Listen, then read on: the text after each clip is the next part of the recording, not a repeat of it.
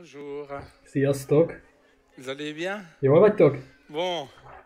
Est-ce que vous avez la force pour ouvrir la parole de Dieu? Van még Oui, időtök? vous reste un peu de force? Van még erőtök J'ose espérer que c'est aussi pour ça que vous êtes venus dans ce lieu. meghallgatni Isten Et je vous igéjét. invite à la prendre dans le livre des Actes, au Hiszem, hogy chapitre 8, ezért is jöttünk ma össze.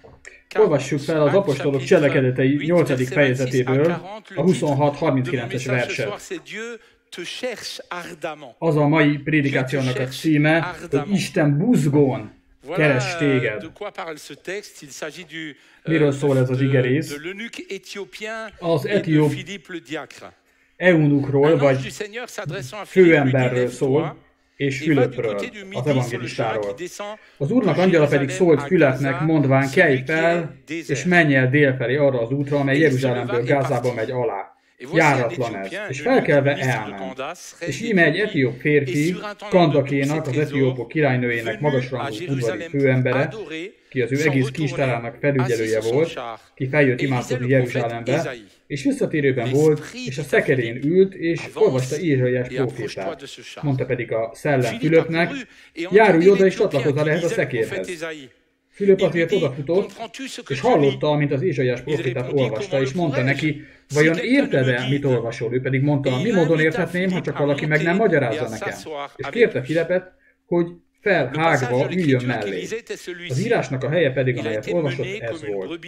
Mint juh vitetett a mészárszékre, és mint a bárány az ő nyírója előtt néma, azonképpen nem nyitotta fel az ő száját.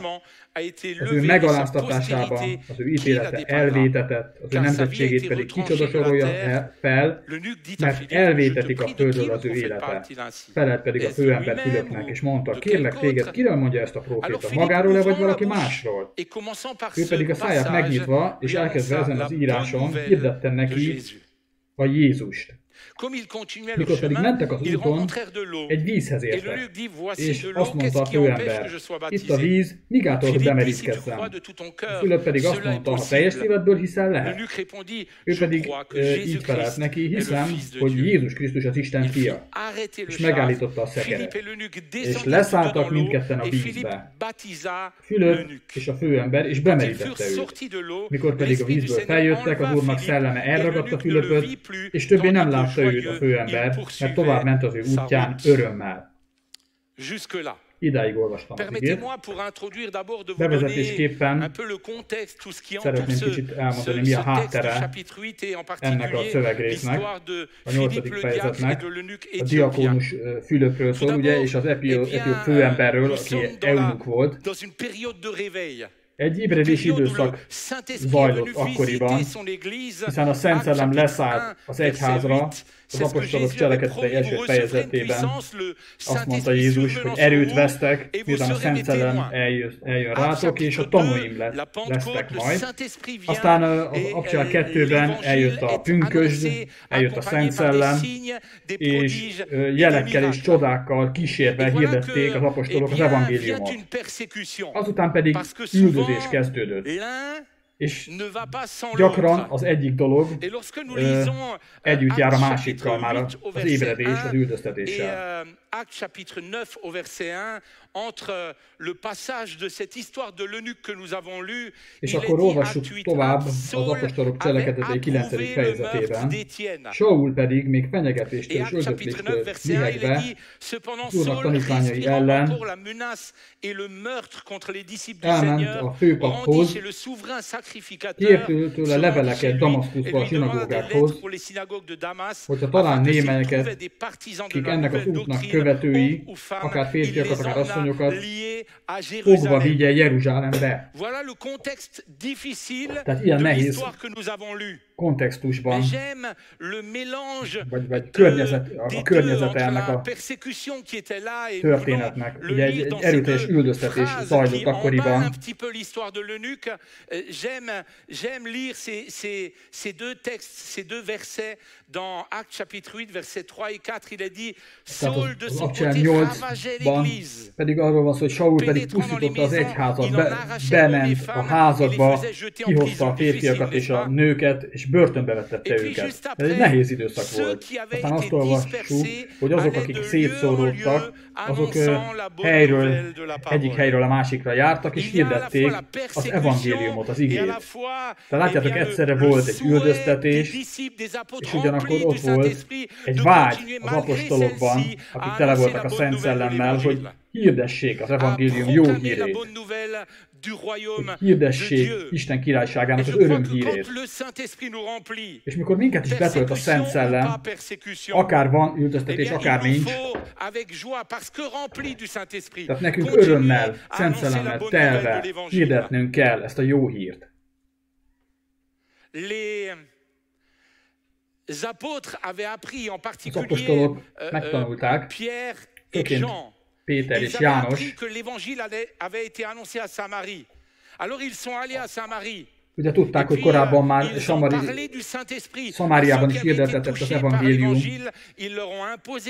és akkor akik ott elfogadták az evangéliumot, rájuk tették a kezüket, és imádkoztak, hogy vegyék a Szent Szellemet. És ezután olvasunk az eunuch, vagy a főember történetéről. De látjátok, hogy ilyen nehéz körülmények között is Isten gondot viselt azokról, akik hozzá kiáltottak. 3 ilyen alpontot szeretnék elmondani ezzel az üzenettel kapcsolatban. Az egyik, első pont az, hogy Isten mindenkit keres, mert Istennek az a vágya, hogy megmentse az embereket. 2 Péter 3:9-ben ezt olvassuk. Nem késik el az ígérettel az Úr, mint némelyek késedelemnek tartják, hanem hosszan tűr értünk, nem akarva, hogy némelyek elvesztenek, hanem hogy mindenki megtérésre jusson. Hogy mindenki, teljes mértékben minden egyes ember, még a szomszédot is, akit nem nagyon, kedvelsz. És még a pékségben az eladó is, aki nem túl kedvesen szokott kiszolgálni. Tehát Isten azt akarja, hogy minden egyes ember megmeneküljön. Mit olvasunk a János 3:16-ban, ezt mindenki tudja kívülről, mert úgy szerette Isten a világot, hogy az ő egyszülött fiát adta, hogy valaki hisz ő benne, el ne vesszen, hanem örök élete legyen. Aztán a Lukás 19:10-el fejezem be, mert azért jött az embernek fia, hogy megkeresse és megmentse, ami elveszett.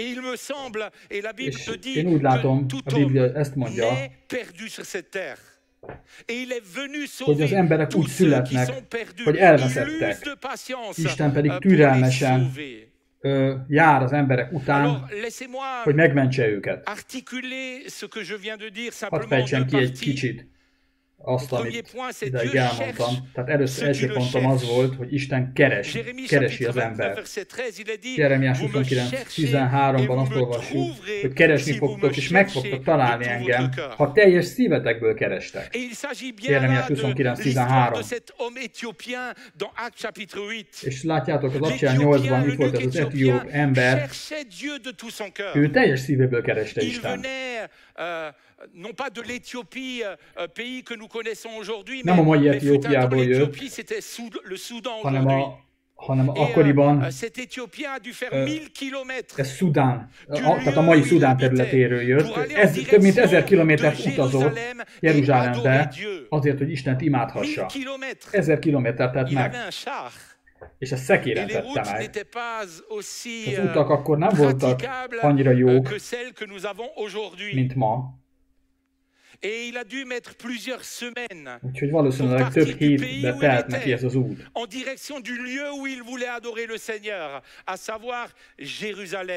amíg eljutott Jeruzsálembe. És aztán, mikor megérkezett Jeruzsálembe, hogy ott Istent imádja, aki eunuch volt, hogy kasztrált volt, azokat tisztátalannak tekintették, és ők nem mehettek be a templomba. Ezért lehet, hogy meg kellett elégednie azzal, hogy a templomon kívül imádja Istent. És azután visszatért a szülőföldjére. Nagyon boldog ember lehetett volna, hiszen nagyon jó állása volt, ő egy nagyon gazdag ember volt. Ő volt Kandaki királynénak a pénzügyminisztere, ilyen gazdasági miniszter. Cet homme avait beaucoup d'argent, il avait une très bonne position. Sok pénze volt, mert nagyon magas pozícióban volt.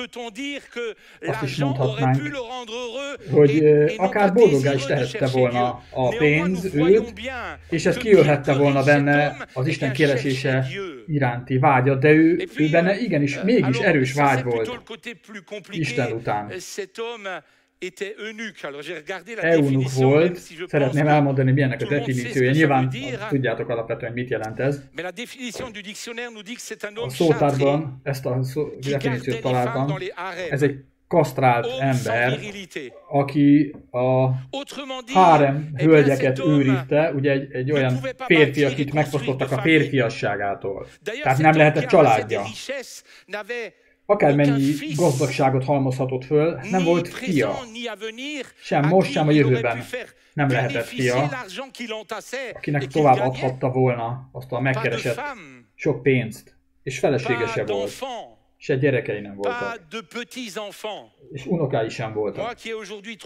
Nekem ma már 3 unokám van, és elmondhatom, hogy olyan nagyon nagy öröm, ha az embernek unokája születik.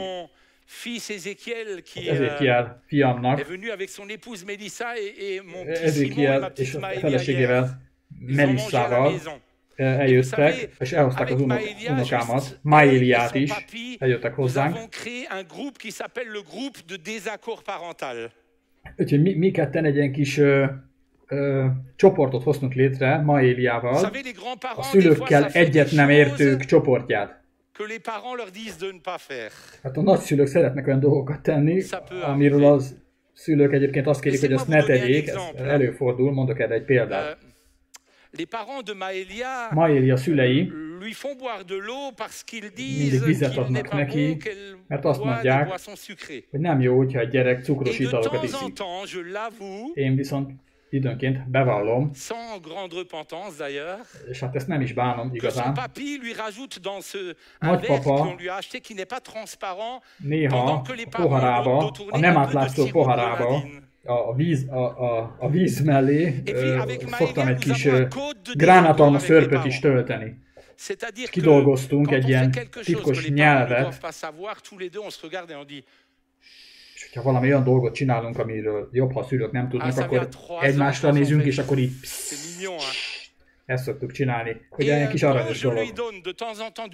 És amikor néha egy kis gránátalom szörpöt töltök a vízébe, és ott ül az egész család az asztal körül, a szülei is, rám néz, és azt mondja, sajnos akkor lelepleződöm.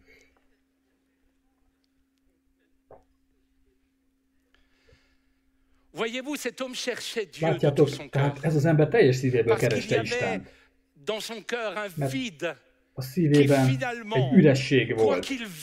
És mégis akár milyen sikeres ember is volt, ezt az ürességet csak is Isten csodálatos jelenléte tölthette be. Engem azt érintett meg, hogy ez az eunuch igazán nem talált olyan helyet, ahol Isten tudta volna imádni, ezért vett egy pergament, amelyen Ézsaiás könyve, vagy annak egy része szerepelt, és amikor ment vissza a szülőföldjére, akkor éppen Ézsaiás prófétát olvasta. Az eunuch nem keseredett meg amiatt, hogy nem tudta teljes egészében megélni azt, amit szeretett volna Istennel, Isten imádásában, de továbbra is teljes szívéből kereste és kereste Istent. Engem az is megérintett ebben, az Fülöp, az diakónus, aki otthagyta azt a rengeteg embert, akiknek korábban az evangéliumot hirdette, és akikkel együtt óriási csodákat megélt. Mert szólt hozzá egy angyal, és azt mondta neki, Fülöp, el kell menned ehhez az emberhez, mert meg akarom őt érinteni. Fülöp engedelmeskedett, és elindult. Találkozott is az eunukkal, és amikor odaért, akkor a Szent Szellem azt mondta neki, hogy Fülöp, menj oda ahhoz a szekérhez, mert beszélned kell ott azzal az emberrel, aki a szekéren utazik. Tehát ez az ember, hogyha valaki teljes szívéből keresi Istent, akkor a menny összegyűlik egy akarattal, hogy ők is keressék azt, aki őket keresi. A Szent Szellem azt mondta Fülöpnek, menj oda ahhoz a szekérhez, a szekéren ülőhöz. És természetesen az igerész, amit olvasott a bárányról, az a megváltó Jézusról szólt. És az Atya Isten, aki az Uraknak Ura, mindent úgy rendezett el, hogy ott Istennek egy csodálatos jelenléte jelenjen meg, és ez az ember, aki keresi őt, megtalálhassa. Igen, az egész menny mindent mozgósít az olyan emberek érdekében, akik teljes szívükből keresik őt. Fülöppel kapcsolatban van itt néhány érdekesség. Ez a Fülöp egy különleges ember volt. Ő az Úrnak egy tanítványa volt. Valami érted, amit olvasol, tanítványa volt az Úrnak. Érted, amit olvasol. Az első kérdés, amit föltett ennek az embernek, amikor találkozott vele, az az volt, hogy érted, amit olvasol. Más szóval, hogy ez a könyv, amit olvasol. Ma már ugye azt mondjuk, hogy ez Istennek az igéje. De érted, amit olvasol? Gyakran szoktunk Bibliákat osztani. Természetesen számítunk a Szent Szellemre, mert ő az, aki kegyelmet ad, és megnyitja az emberek szemét, hogy megértsék az igét. De azt hiszem, hogy az is fontos, hogy amikor Bibliákat osztunk, Isten igét kiosztjuk az embereknek, akkor készen álljunk arra is, hogy feltegyük a kérdést azoknak, akiknek a Bibliát adjuk, hogy érted-e, amit olvasol, illetve ha nem érted, akkor itt vagyok, rendelkezésre állok, és kész vagyok megmagyarázni neked. Én azt gondolom, hogy mikor valakinek Bibliát adsz, akkor jó lenne, hogyha az első oldalra felírnád a nevedet, telefonszámodat, címedet, és akkor az, akinek a Bibliát adtad,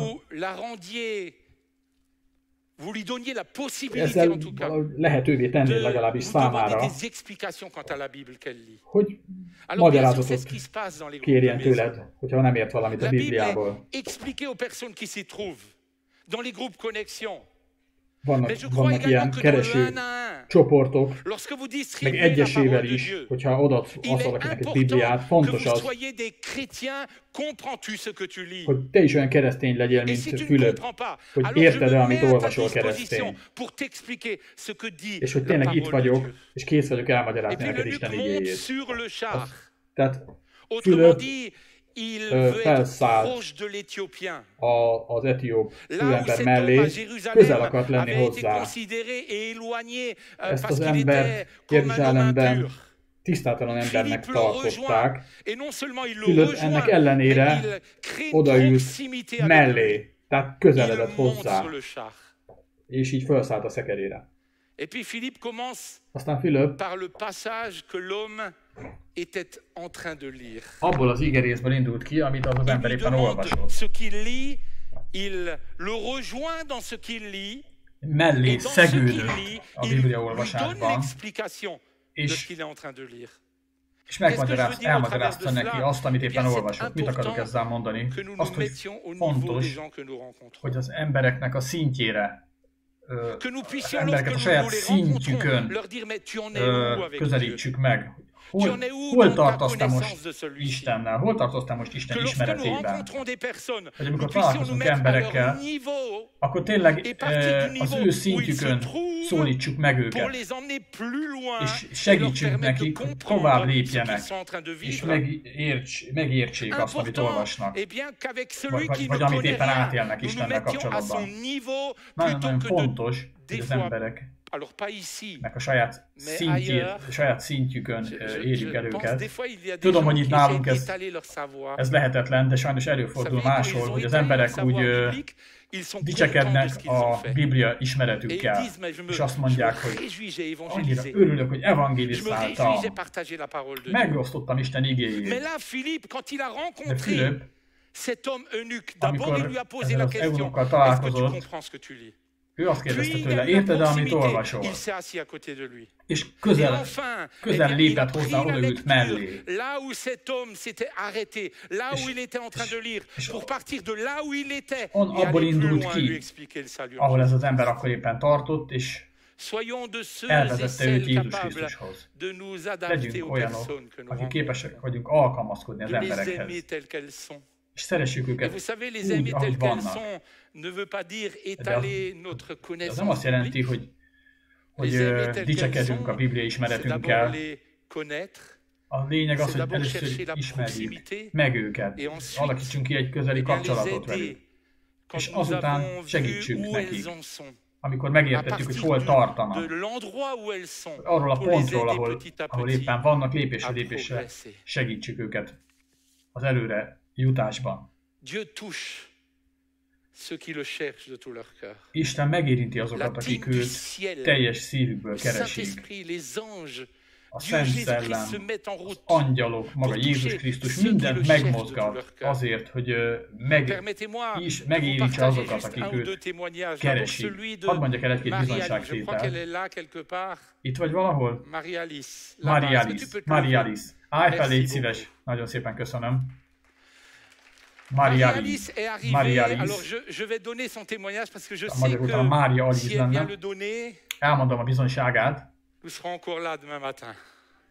Biztos vagyok benne, hogy ettől még holnap is el fog jönni a gyülekezetbe, mert tudom, hogy ő is mennyire odaszánt. Pár hónappal ezelőtt Perpignanból költözött, Dél-Franciaországból Mulhouse-ba. Na most ehhez, ahhoz, hogy valaki Dél-Franciaországból ide költözzön, vagy két esetben lehetséges, vagy azért, mert ez egy büntetés a számára, vagy pedig nagyon kétségbe esetnek kell lennie. Én azt gondolom, hogy neki ez nem büntetés volt, nem megbüntették ezzel, hanem annyira kétségbe volt estve, azért költözött ide. Egyébként imádkoztak érte, mert a családja keresztény. Azt mondta, hogy annyira nehéz időszakon ment át, hogy öngyilkosságot akart megkísérelni, gyógyszereket bevenni, vagy kiugrani az ablakon. De egyszer otthon volt, és főzött, és nézte a tévét. És valahogy bekapcsolódott a mi gyülekezetünk a Portuvert egyik Isten tiszteletébe, és éppen valaki az evangéliumot hirdette. És akkor a Mari így oda ránézett, és azt mondta, hogy az kell nekem is, ami neki van. És akkor mindent ott hagyott. Annyira szerette volna Istent keresni. Egyébként saját házuk volt a kedves férjével, aki aztán vele együtt szinte itt van. Tehát felmondott a munkahelyén, eladta a házát, és ott hagyta ezt a helyet, és eljött Mulhouse-ba. És eleinte az egyik unokatestvérénél lakott, és aztán egyik nap odajött hozzám, és azt mondta, hogy szeretnék veled beszélni. Beszélgettünk, és többször is találkoztunk, és újra imádkoztunk. És ez a kedves testvérnő így átlépett a halálból az életbe. Találkozott Jézus Krisztussal személyesen. 3 hónap alatt, figyeljetek! Elle a revendu sa maison à Perpignan. 3 hónap alatt eladta a Perpignani házát, vett egy házat a gyülekezet közelében, talált munkát, és ő ilyen idősek otthonában dolgozik, mert emberek mellett akart lenni, őket akarta segíteni. Pénteken felhívott, és azt mondta, Bertrand, jó hírem van számodra. Mondtam, mi az? Múlt hét kedden, ezen a helyen. Itt voltam az Isten tiszteleten. Érik imádkozott értem. És a Szent Szellem rám szállt, és bemerítkeztem Szent Szellembe. És a menny keresi azokat, akik teljes szívükből keresik őt. Ez 3 héttel ezelőtt történt. On m'avait donné l'adresse et le téléphone d'une sœur qui s'appelle Sephora. Ez egy másik történet. Je sais pas si Sephora est là. 3 héttel ezelőtt megkaptam egy Sephora nevű hölgynek a címét, elérhetőségét. És hát már úgy el is terveztem, hogy majd elmegyek hozzá. De 1 héttel korábban, még amikor terveztem ezt a látogatást, felhívott, és azt mondta, hogy Bertrand, kérlek, gyere el hozzám, sürgősen, nagyon rosszul vagyok, félek, nem vagyok jól, úgyhogy kérlek, sürgősen gyere el, és látogass meg. De hát addigra már azon napon teljesen tele volt. Je me dis, bon, il y a un créneau entre 2 réunions là. De valahogy arra gondoltam, hogy van 2 összejövetel, között egy kis időm volt, egy órá, beültem az autóba, elmentem Bulle-be, Bulle nevű helységben lakik a Sephora. Je vais à Bulle, et voilà qu'elle m'explique, Sephora, qui elmentem hozzá, une femme musulmane, ő egy muzulmán asszony, une petite Cléa et son compagnon qui était là. Van egy kis fia, és a férje, és azt mondja nekem ez az asszony, azt mondja, évek óta kábítószeres vagyok, megköt ez a kábítószer, és folyamatosan félek, mert ilyen rossz jelenlétet érzek a házban. Mondom, Sephora, figyelj, imádkozom érted. Rátettem a kezemet, imádkoztam érte, és elmentem. Kb. 20 percet tölthettem ott.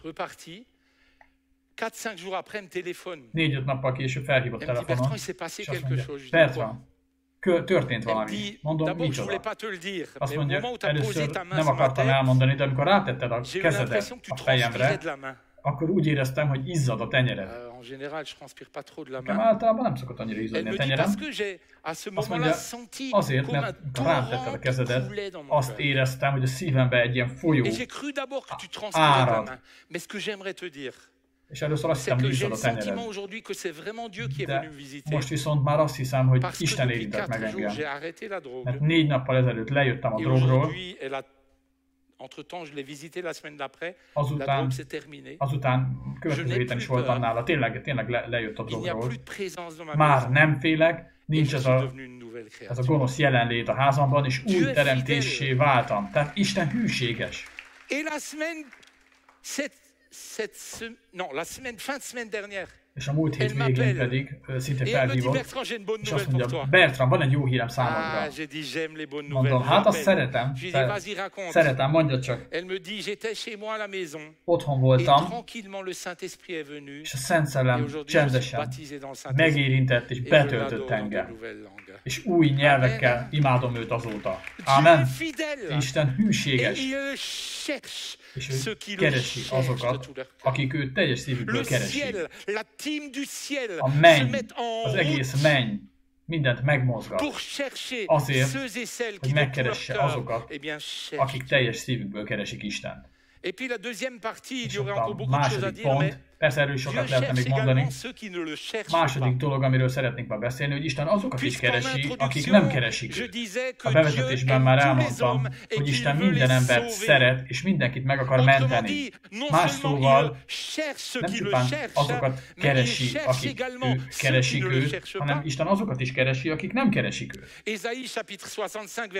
Ézsaiás 65:1.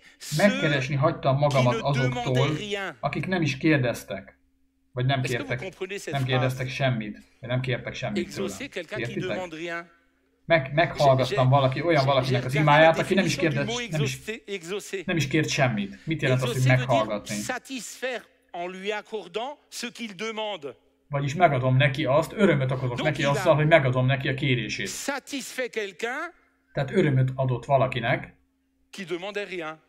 Aki nem is kért tőle semmit. Il l'a exaucé. És mégis meghallgatta. C'est ce qu'on appelle une phrase, n'est-ce pas Jean-Marie, antinomique. Ez egy ilyen antinómia, egy ilyen ellentmondásos mondat. Et puis il dit là, je me suis laissé trouver, écoutez bien, c'est un illogisme. Ez is ilyen következetlenség, ahogy folytatódik ez az ige. Par ceux qui ne me cherchaient pas. Hogy hagytam, hogy megtaláljanak azok, akik nem kerestek. Oh, je suis là. Mint amikor... Mais je te cherche pas. Mais je suis là. Mint ahogy integet valaki, itt vagyok, de hát én nem kereslek téged, nem baj, akkor is itt vagyok. La volonté de Dieu, c'est d'exaucer ceux qui ne demandent rien et de trouver ceux qui ne le cherchent pas, azokat is parce que meghallgatja, c'est de les sauver, akik nem keresik de se őt, montrer à eux. És azokat is, je me suis laissé trouver par ceux qui ne me engedi, hogy azok cherchaient is megtalálják, pas, akik nem is keresik. me voici, me voici. És azt mondja, itt vagyok, Ça, ce sont les disciples, me voici, me voici. Ezek azok a vannak olyan tanítványok, akiket úgy hívnak, hogy itt vagyok, és van olyan tanítvány is, akiről korábban beszéltem, hogy érted el, amit olvasol. Második vers, így folytatódik. Utáltam kezemet naphosszat az engedetlen nép felé, amely nem a jó úton jár, hanem a saját feje után. Ez egy olyan nép után, amelyik csak bosszant engem. Isten kinyújtotta a kezét egy lázadó nép felé, amelyik csak bosszantotta őt, megkereste őket. Pedig ők nem is akarták, hogy megkeresse őket, és meghallgatta őket, annak ellenére, hogy ők nem is kértek tőle semmit. Es-tu utilisé par Dieu? Tud téged Isten használni? Chercher patiemment ceux qui ne le cherchent pas. Abban, hogy keresd azokat, kitartóan keresd azokat, akik Istent nem is keresik. Lehet, hogy azt gondolod bizonyos emberekről, hát ez nem keresi Istent, ennek az emberek számára nincs megoldás. Vagy olyan ember vagy, te, akik Isten tud használni, és akin keresztül azt mondhatja embereknek, hogy itt vagyok, olyanoknak is, akik nem keresik őt. Galates 5:22. A Galata 5:22-ben a Szent Szellem gyümölcséről olvasunk. Te vajon megtervezed a gyümölcsöt? És tudsz-e ilyen itt vagyok ember lenni olyan emberek számára, akik nem is keresik Istent? Vajon a te viselkedésedben meglátják-e azt, hogy Isten az ő szelleme által benned él? Azok a csodák, amelyek követik az életedet, és az imádságai, elmondják-e azoknak, akik nem keresik Istent, hogy itt vagyok. Samuel vasárnap arról azt mondta, hogy a gyülekezet lehetne háromszor annyi ember is vasárnaponként, hogyha mindazok, akik csodákat éltek át, eljönnének az Isten tiszteletre. Hogyha mindazok, akiknek Isten azt mondta, itt vagyok, azáltal, hogy csodákat tett velük, és ezt észrevennék, hogy ezt Isten tette, és nem csak csodákat látnák, de persze ők is szabadok, hogy elfogadják a csodát, de visszautasítsák azt, aki a csodát tette. Itt vagyok. Felteltek egy kérdést nektek? Depuis combien de temps n'avez-vous plus prié pour quelqu'un qui est malade? Quelqu'un qui est désespéré. Mikor imádkoztatok utoljára egy beteg emberért, egy kétségbeesett emberért, vagy olyanért, aki keresi Istent, és akinek meg kellene tapasztalni, szüksége lenne arra, hogy megtapasztalja azt, hogy Isten él. Lui proposer de prier pour lui, va se moquer de vous. Toutefois, vous allez prier pour lui. De tegyétek ezt meg, parce hogy que még a kigúnyolnak is. Me voici, ajánljátok fel, hogy imádkoztok érte. Mert akkor ezen keresztül Isten áltatok mondja azt, hogy itt vagyok. Amikor itt a Covid első hulláma zajlott a gyülekezetben, akkor hallottam, hogy hány mindig mentek itt a mentőautók, a tűzoltóautók föl le, 10-esével, és én meg azt mondtam az Úrnak, moi, je veux avoir un gyrophare pour toi. Uram, én is szeretnék egy ilyen önkéntes tűzoltó lenni, érted? önkéntes tűzoltó szeretnék lenni, érted? És szeretnék, ha lehet, még a tűzoltó elé vágni, és oda menni az emberekhez, akik szenvednek, és akik fájdalmakat élnek át, hogy szeretném, ha ezek az emberek a te hatalmadat és csodáidat tapasztalnák, még mielőtt kiérkezik az orvos. És ezen keresztül Isten azt mondhassa nekik, hogy itt vagyok, itt vagyok. Itt vagyok, látod, kinyújtom a kezemet feléd, és kereslek téged. Nem felejtem el, régen szupermarketben dolgoztam, hát meg már sok évvel ezelőtt történt, volt ott egy fiatal kolléganőm, és aki azt mondta, én nem akarok hallani Istenről. Azt mondtam neki, rendben. Megengedett, hogy imádkozzak érted? Azt mondja, hát, ha akarsz, imádkozzál. Imádkoztam érte, és aztán miután imádkoztam érte, a Szent Szellem azt helyezte a szívemre, hogy azt mondjam neki, hogy kérjél 2 dolgot Istentől, és ezt meg fogja neked adni. Ilyet máskor soha nem mondanék. És akkor el is mentem. Néhány nappal később ez a fiatal kolléganőm odajön hozzám, azt mondja, figyelj Bertram, működött. Én megkérdeztem, mi működött? Bocsánat, el is feledkeztem a dologról. Hát kérdeztem 2 dolgot Istentől, és válaszolt. És mondom, mit kértél tőle? Azt mondja, figyelj. A testvérem neki végstádiumú rákja volt, és azt mondták nekem az orvosok, hogy néhány napja van már csak, és meg fog halni. Imádkoztam érte. Csoda történt, és teljesen meggyógyult a rákból. És aztán az édesanyám, akivel soha nem jöttem ki, őért azért imádkoztam, hogy megváltozzon a kapcsolatunk. Azelőtt állandóan összevesztünk. Mióta imádkoztam érte, sokkal jobban kijövünk, mint korábban. Olyan, mintha Isten egyszerűen egy új fejezetet nyitott volna a kapcsolatunkban. Nem tudom, hogy aztán ő végül megtérte Jézushoz, de azt tudom, hogy Isten válaszolt az imáira, és ezzel azt mondta neki Isten, hogy itt vagyok, itt vagyok. Kinyújtotta Isten a karját felé, hogy találkozzon vele, és megérezze, hogy kicsoda ő. És hogy aztán Jézus Krisztushoz jöjjön, az Isten fiához, és üdvösséget nyerjen. Talán meg is tette ezt később. Vajon te készen állsz-e arra, hogy felszállj azoknak a szekerére, akik különböznek tőled, meg mindenki mástól is, és ezen keresztül vajon Isten jelezheti-e ezeknek az embereknek, hogy itt vagyok, itt vagyok.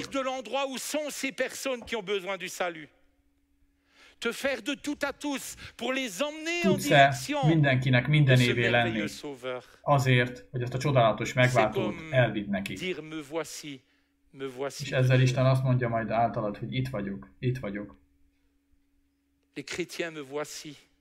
Az ilyen itt vagyok keresztények, azok olyan férfiak és nők, akik Fülöphöz hasonlítanak, Fülöp diakonushoz. Ő engedte, hogy a Szent Szellem vezesse, és engedte, hogy a menny megnyilvánuljon, és használja őt.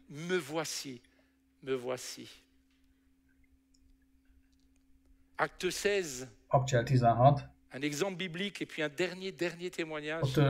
Ott van egy bibliai példa, aztán majd mondok még egy legutolsó bizonyságot. Ugye az Akcsel 16-ban ott van Pál és Szilás a börtönben.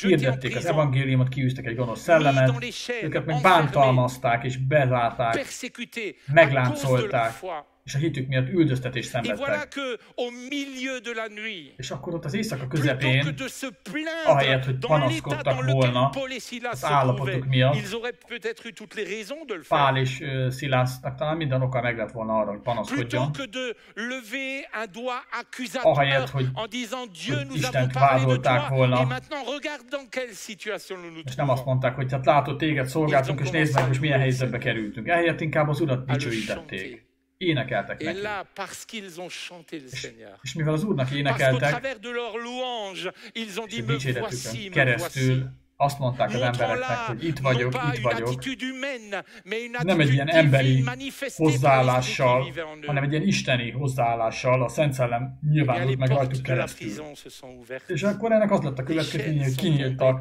a börtön Et un ajtajai, homme, lehullottak a sa láncok famille, a le rabokról, geôlier, és qui ne demandait rien à a personne, börtönőr, a été aki egyébként nem d'abord kérdezősködött Isten apeuré után. par la situation, Először nagyon puisqu'il voulait megijedt, sauter la vie à cause des portes de la prison qui meg s'étaient akarta ölni ouvertes. magát, hiszen kinyíltak a Peur que les börtön prisonniers se ajtó, soient évadés. és félt, hogy megszöktek a Et voilà rabok. que Paul le rassure, Kapcsel 16-27. ils sont De megnyugtatta őt invités chez Pál, le geôlier aztán et la a famille börtönőr meghívta entière est őket touchée par le Seigneur et se magához, fait baptiser. és az egész családot megérintette az Úr, és be is merítkeztek. C'est également Itt vagyok, ta itt réaction vagyok. face aux difficultés que tu vis, Vajon te is így reagálsz qui a est une réaction nehézségekben? non pas humaine et Vagy- dictée par la chair, Vagy emberileg, mais qui est testi une módon réaction reagálsz? qui vient de l'Esprit Vagy inkább a Szent Szellem et qui által? parle à ceux vers qui Dieu t'envoie És ezen de sa keresztül grandeur au Isten travers de nagyságát son látják meg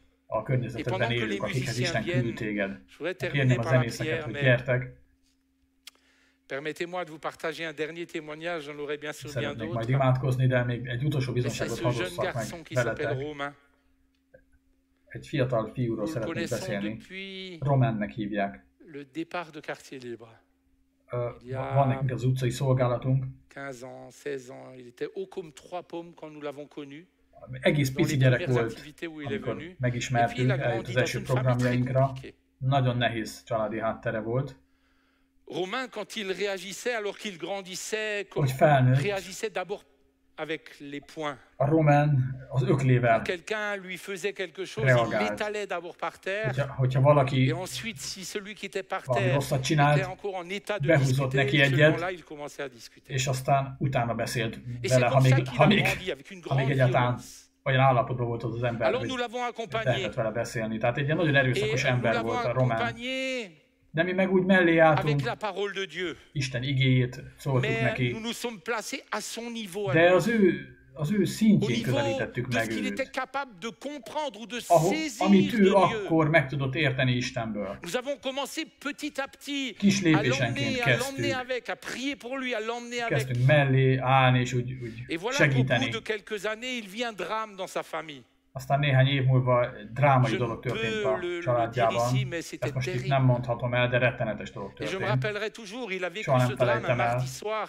Kedd este Mardi, il történt était vele là avec sa sœur. ez a tragédia, Et és ő pendant meg qu'il kedd este itt pleurait, il volt a levait les mains nővérével. au ciel et il louait le Seigneur. Ott sír, de közben felemelt kézzel dicsőítette az Et Urat. nous avons continué à le suivre.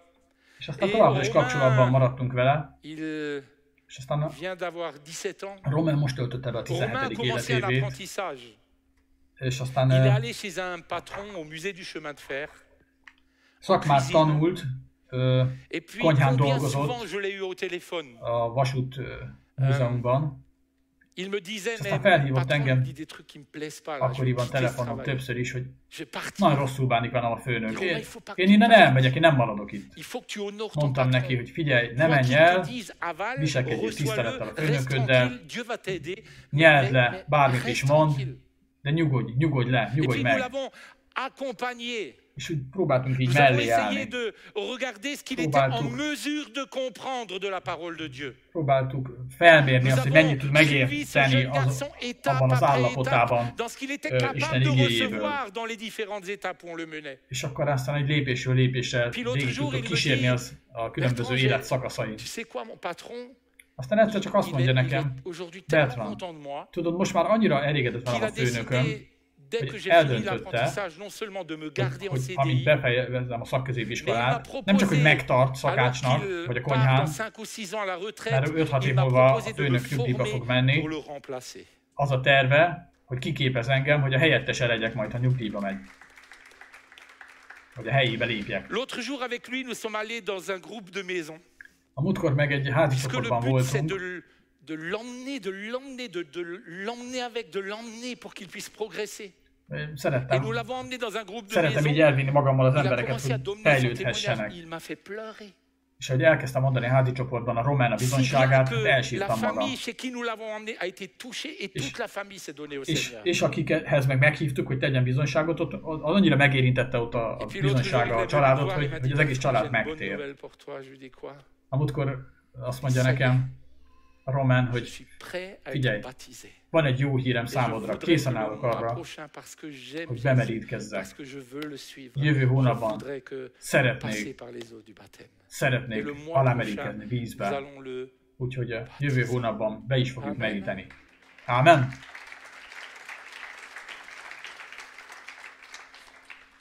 Peut-être qu'au départ, il n'a pas cherché le Seigneur. Lehet, hogy kezdetben ő nem kereste az Urat. Mais il était comme cet eunuque le long du chemin. De olyan volt, mint az eunuch. Nous l'avons rejoint, poussé par le Seigneur. Hogy az Úr indítására mellé szegődtünk, fölszálltunk a szekerére. Monté dans son contexte familial.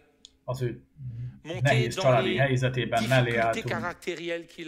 És akármilyen rossz jelleme is volt, akkor is segítettünk. Monté dans la situation dans laquelle il se trouvait. És a nehéz élethelyzetében mellé álltunk.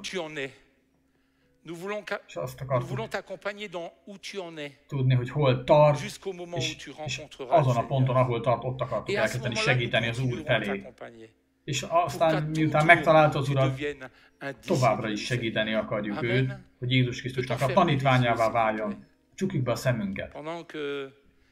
Jonathan, tu joues un morceau. Merci beaucoup. Kérlek szépen, Jonathan, kezdj el játszani. Köszönöm. Nem tudom, hogy te most hol tartasz az Úrral.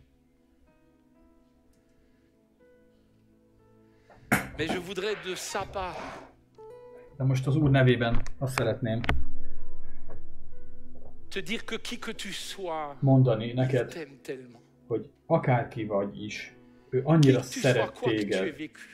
Mindegy, hogy hogyan éltél idáig. Mindegy, hogy ki vagy.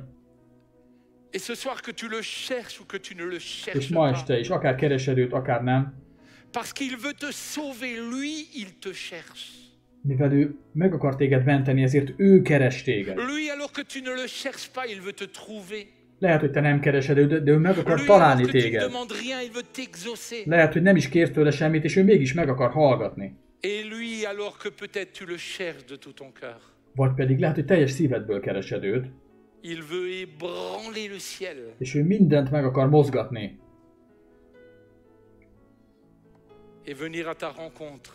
Hogy találkozzon veled. Mert annyira szeret. És meg akarja érinteni a szívedet. És be akar avatkozni az életedbe. Az eunuch hitt. Il a dit oui à Jésus. Igent mondott Jézusnak.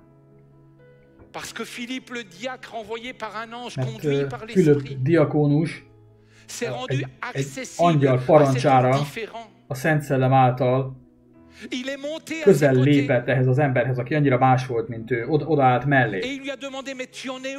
És megkérdezte, hogy hol tartasz most? És onnan indult el vele, ahol tartott. És aztán tovább vezette őt, Jézushoz vezette. És amikor Jézus belépett az eunuch életébe, akkor nem csak bemerítkezett, hanem nagy örömmel tért vissza hazájába.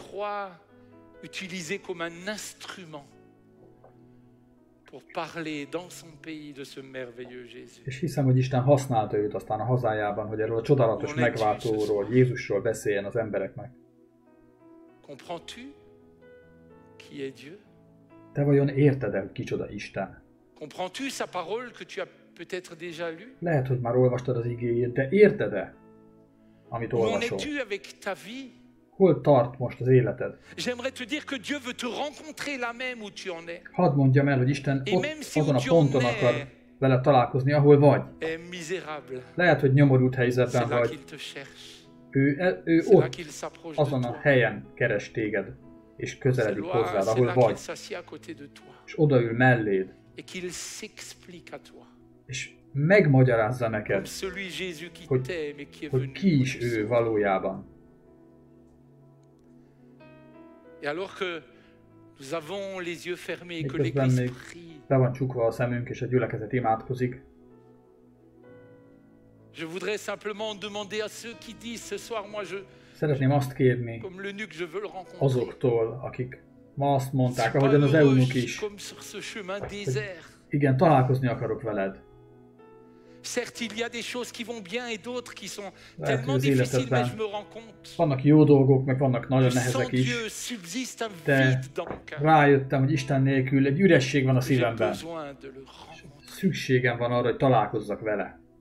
Ce soir, que tu le cherches Ma este, ou que tu ne le cherches pas. akár keresed őt, akár nem igazán keresed őt, J'aimerais te dire qu'il t'aime et il hadd t'aime. mondjam el, hogy ő szeret téged, és annyira szeret, Veux-tu lui dire oui? Si c'est le cas, alors juste là où tu es, alors hogyha que nous avons igent akarsz neki mondani, lève la main. akkor emeld fel a Que tu sois kezedet. ici dans ce lieu ou que tu sois sur le net. Akár itt vagy most ma este velünk, vagy Là où interneten tu es, simplement lève la main. követed ezt az adást, egyszerűen csak emeld fel a kezedet, J'ai besoin de te és mondd azt, hogy Jézus, szükségem van rád, találkozni akarok veled. Seigneur, merci de tout cœur pour Uram, ceux qui viennent à toi ce soir. Köszönöm azokat, akik most hozzád jöttek ma este. Ceux qui sont là ou sur le net. Akár itt vannak, akár interneten keresztül követnek Merci de les minket. visiter, de les toucher. Köszönöm, Uram, hogy most megérinted Merci őket. parce que tu les aimes. Köszönöm, hogy szereted őket. Et merci parce que tu es celui seul qui est capable de changer leur vie. És köszönöm, hogy te vagy az egyetlen, aki meg tudod változtatni az életüket. Tu les sauves ce soir. Köszönöm, hogy megmented őket. Ma este Jézus nevében. Tu les libères, tu les touches. Au Köszönöm, nom de hogy Jésus. felszabadítod, megérinted őket Jézus nevében. La team du ciel se met Köszönöm, en route hogy az egész menny en direction de egyesül ceux erővel qui ce soir disent oui au Dieu vivant. ki nyúl most azok felé, akik igent mondtak neked. Seigneur, ma prière va également en direction de Uram, mes frères et sœurs. ezért testvéreimért is Chacun d'entre imádkozom, nous. mindannyiunkért. Donne-nous d'être comme des Hadd legyünk Philippe, olyanok, mint Fülöp.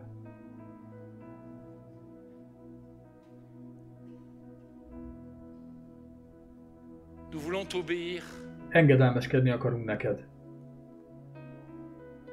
nous laisser envoyer par toi Hogy elküldhess en minket direction de ceux que tu veux toucher azokhoz, akiket meg et dans akarsz ta grâce tu érinteni. nous utilises És kegyelmedből használj minket. afin comme Philippe Azért, hogy de rencontrer ceux qui sont perdus. Fülöphöz hasonlóan mi is oda léphessünk azokhoz, akik elveszettek. De leur poser la question, comprends-tu? És feltegyük Que tu nekik a lis, où en kérdést. es-tu? Vajon érted-e, amit olvasol? Hol tartasz most? Tu nous permets alors de nous approcher tout près d'eux, à côté d'eux, Hogy hadd pour közeledjünk les aimer. hozzájuk, hadd szeressük őket, Uram. Ne pas étaler notre savoir, És ne a tudásunkat mais nous asseoir à titoktassuk, côté d'eux. Essayer de les comprendre, hanem próbáljuk megérteni az savoir où ils embereket. en sont, És megérteni, hogy most jelenleg hol tartanak. et de les amener à celui seul qui sauve Jésus. És az egyetlen megváltóhoz, Jézushoz vezetni Seigneur, fais de őket. nous des disciples accomplis. Hadd legyünk, Uram, érett tanítványaid. Capables d'aimer ceux qui sont différents, Olyanok, akik tudják szeretni de les comprendre, azokat, akik mások. de leur expliquer ta parole Megérteni őket, elmagyarázni nekik a te igédet, et de les amener à toi. és hozzád vezetni Parce que őket. toi et toi seul, tu Mert les changeras. egyedül te tudod őket Toi et megváltoztatni. toi seul, tu les sauveras. Egyedül te tudod őket Et à megmenteni. toi et à toi seul, ô Jésus, És ezért, Úr Jézus, nous voulons rendre l'honneur, neked akarunk adni minden la louange et la tiszteletet, gloire. dicséretet Amen. és dicsőséget. Ámen.